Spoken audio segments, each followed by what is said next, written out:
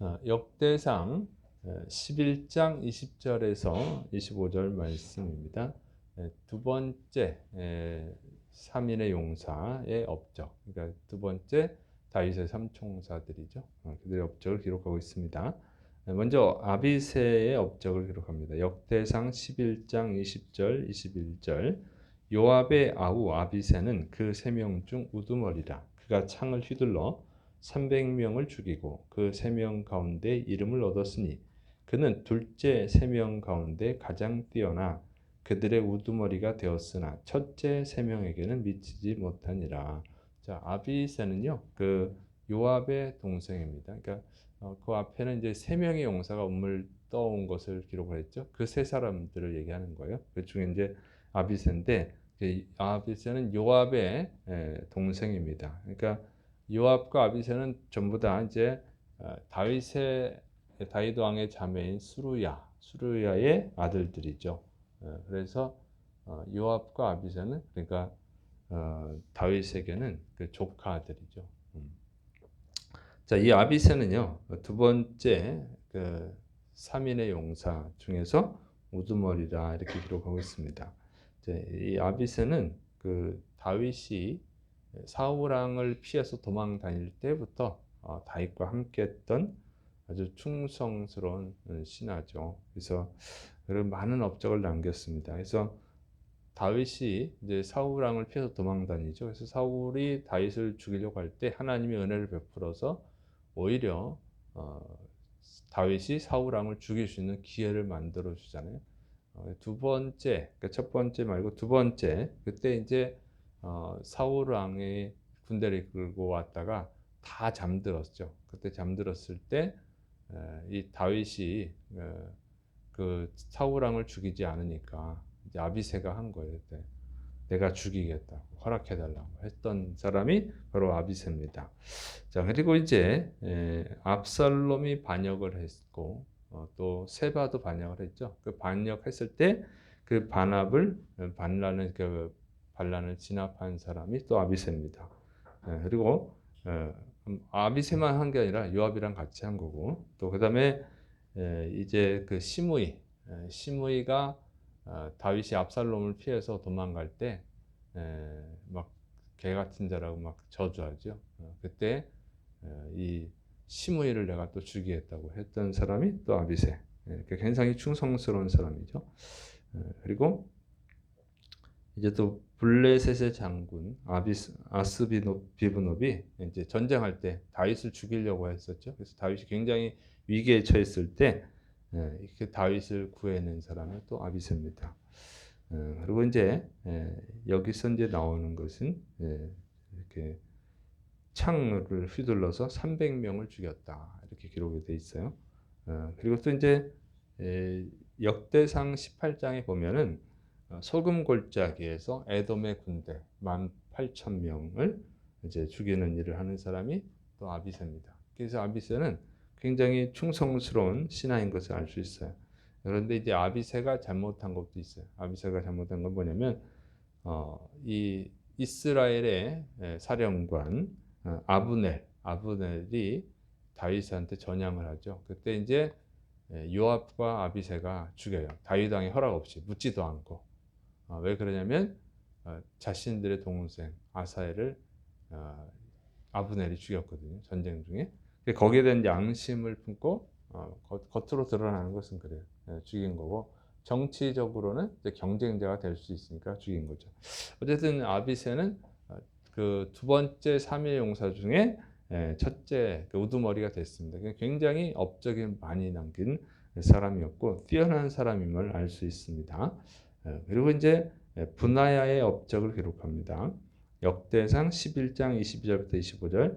갑셀 용사의 손자 여호야다의 아들 분하야는 용감한 사람이라. 그가 모압 아리엘의 아들 둘을 죽였고 또 눈 올 때에 함정에 내려가서 사자 한 마리를 죽였으며 또 키가 큰 애굽 사람을 죽였는데 그 사람의 키가 5규빗이요 그 손에 든 창이 배틀째 같으나 그가 막대기를 가지고 내려가서 그 애굽 사람의 손에서 창을 빼앗아 그 창으로 죽였더라.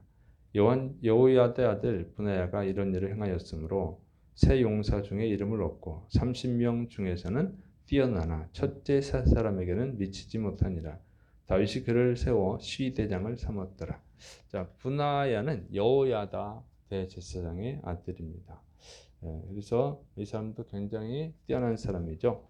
그 모압에 이렇게 보면 모압 아리엘의 아들 둘을 죽였고 이렇게 간단히 나와 있지만 이 모압 아리엘은 굉장히 뛰어난 용맹한 용사들이죠.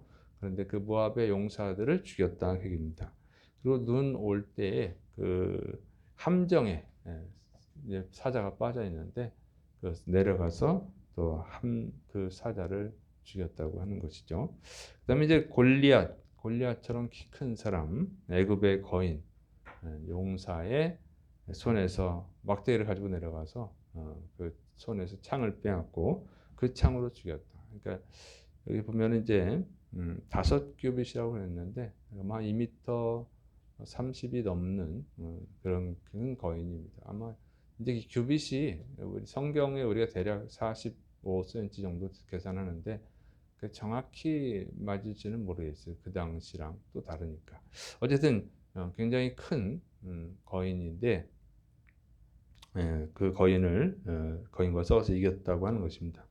그다음에 이제 이 솔로몬 왕의 명령을 받아서 이제 아도니아랑 요압이 나중에 반란을 일으키죠. 자기가 왕이 되려고 했죠. 아도니아가.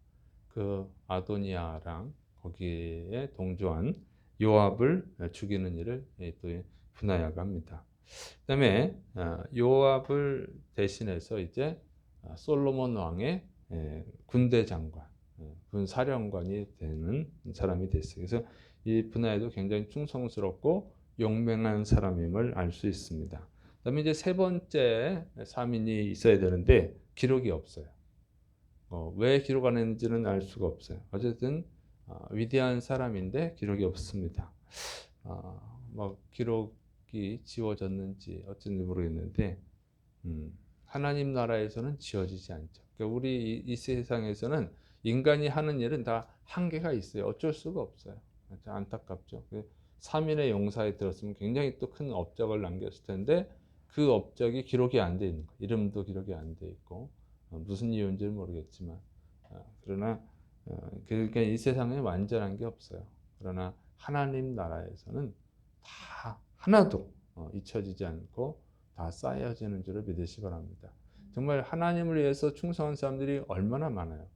이 세상에 유명한 사람도 많죠. 이 세상에서도 유명해지는 사람 많아. 근데 그 유명하다고 해서 정말 하나님 나라에서도 유명해질까? 저는 그렇게 생각하지 않습니다. 그래서 천주교 같은 경우는 유명한 분들 많죠. 테레사 신부고 뭐 이렇게 해서 굉장히 추앙을 해주고 그러는데 선교사님들 중에는 정말 헌신하는 사람 많아요. 근데 천주교는 엄청난 세력이 있으니까 그게 뜨지만 개신교 선교사님들 중에는 너무 이름이 없어서 도와주는 사람도 없어서 묻혀지는 사람도 있다고. 밝혀지지 않는 사람도. 그러나 하나님 나라에서는 다 그것이 기록이 되고 반드시 또 하나님의 큰 은혜를 받는 줄을 믿으시 바랍니다. 그리고 일반 교회에서도 마찬가지. 정말 훌륭한 성도들 많아요. 정말 헌신하는 성도들 많다고. 그러나 이제 드러나지 않을 뿐이지. 그래서 이 천주교는 이거 홍보를 잘하고 큰 교회는 또 홍보를 잘하죠. 그러나 작은 교회는 뭐 홍보를 안 한다고. 그런데 하나님은 다 기록한다는 거예요. 그래서 예수님께서 두렙돈 드린 여자가 헌금을 가장 많이 했다. 주님이 평가가 그렇잖아요. 근데 그 여자 이름도 기록이 안 나와요. 그냥 두렙돈 드린 여자예요. 그렇지만 천국에서는 그 이름이 기록이 되는 거죠. 그래서 우리는 여러분은 정말 주님을 위해서 용감하게 헌신하시를 축원합니다. 그리고 세상에서 드러나지 않도록 신경 쓸 거 없어요. 세상에서 드러난 게 많으면 교만해질 수도 있고 드러난 게 많으면 상을 이미 많이 받았으니까 천국에서는 상을 조금밖에 못 받아요. 그러나 드러나지 않고 충성한 사람들은 천국에서 또 가장 큰 은혜를 받을 줄을 믿으시길 바랍니다. 자, 그리고 이런 다윗에게 이런 용사들이 있었다고 하는 것을 보여주는 거예요. 이런 용사를 어디서 얻겠어요? 다윗이 위대한 왕국을 만드는 것을 혼자 하는 게 아니고 이런 위대한 용사들이 있었기 때문에 가능한 것이죠. 홀로 설 수 없어요, 인간은. 자, 그런데 이 위대한 사람은 하나님이 보내주신 거죠. 그 위대한 능력도 그 사람에게 하나님이 주신 것이고, 그래서 하나님의 은혜가 있어야 된다고 하는 것입니다. 하나님의 은혜가 없이는 인간은 살아갈 수가 없고 위대한 일을 할 수도 없어요. 왜냐하면 인간은 근본적으로 흙먼지니까 아무것도 아닌 존재가 어떻게 큰 일을 하겠어요? 하나님이 은혜를 베풀어 주시니까. 그래서 날마다 하나님의 은혜를 구하는 것이 가장 지혜로운 일이고 삶을 승리 가운데 살아가는 일인 줄을 믿으시길 바랍니다. 그래서 예수님도 새벽에 일어나서 제일 먼저 하시는 게 기도였고, 예수님이 하루 일과를 마치고 맨 마지막으로 하는 게 기도였습니다. 그렇게 기도를 했죠. 다니엘도 매일 3번씩 기도하고. 그래서 이 새벽에 또 나와서 기도하는 것이 정말 하나님의 은혜를 입는 길이고 승리하는 인생을 사는 길이고 또 하나님께 영광 돌리는 길인 줄을 믿으시 바랍니다. 기도하겠습니다. 사랑이 많으신 하나님 아버지, 우리는 다 부족한 자들입니다. 하나님을 위해서 위대한 인생을 살아갈 수 있도록 하나님께 영광 돌릴 수 있도록 또 죽어가는 영혼을 구원할 수 있도록 오늘도 주님의 은혜를 베풀어 주옵소서. 주께서 우리의 기도에 응답하심을 믿고 감사하며 예수님의 이름으로 기도드립니다. 아멘.